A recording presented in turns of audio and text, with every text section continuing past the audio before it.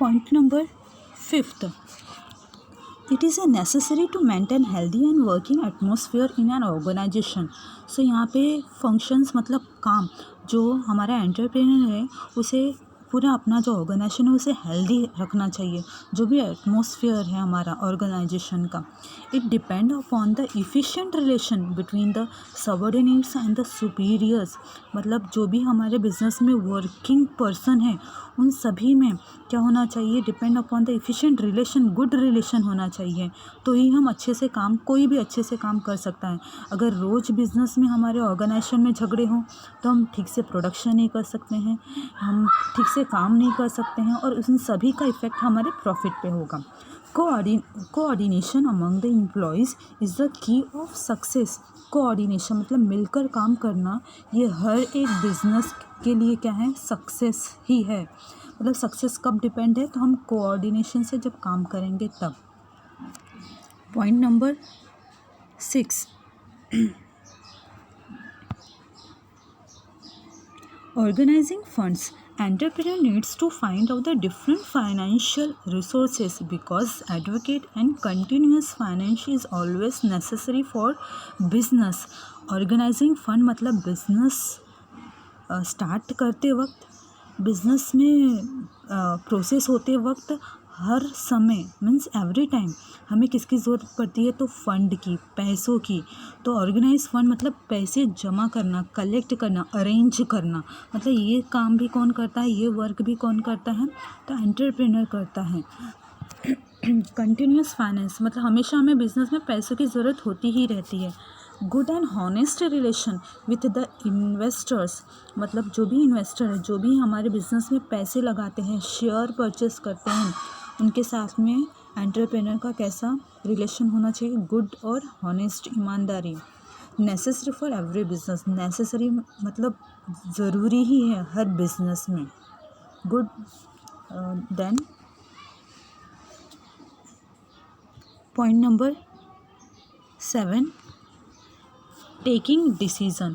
An entrepreneur has to take a wise decision for his enterprises. Wise मतलब intelligence. वो अपने business में क्या करता है, सबसे ज़रूरी बिजनेस में क्या होता है, डिसीज़न लेना।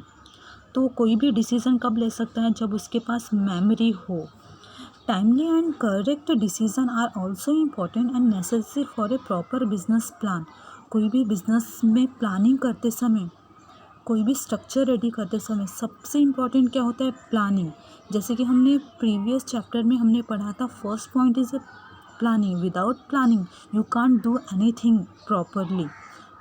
He should always consider the pros मतलब PROS मतलब expert and cons before taking any business decision. तो यहाँ पे आप ध्यान से सुनिए, जो हमारा एंटरप्रेन्योर रहता है तो वो बिज़नेस में उसे बहुत एक्सपर्ट होना चाहिए।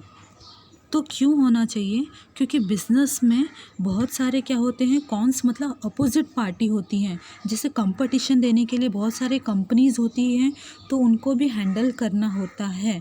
तो ऐसे सिचुएशन में मतलब हम एंटरप्रेन्योर को डिसीज़न प्रॉपर लेते आना चाहिए। Okay, means here you are 1 to 7 point completed. Then last 2 minute I have revise innovation. जो एंटरप्रेन्योर रहता है उसे टाइम टू टाइम अपने बिजनेस में न्यू आइडियाज़, न्यू प्रोडक्शन करते आना चाहिए। Point number 2, determination of objective. Determination मतलब डिसीज़न लेना, जो भी आपके बिजनेस के ऑब्जेक्ट हैं।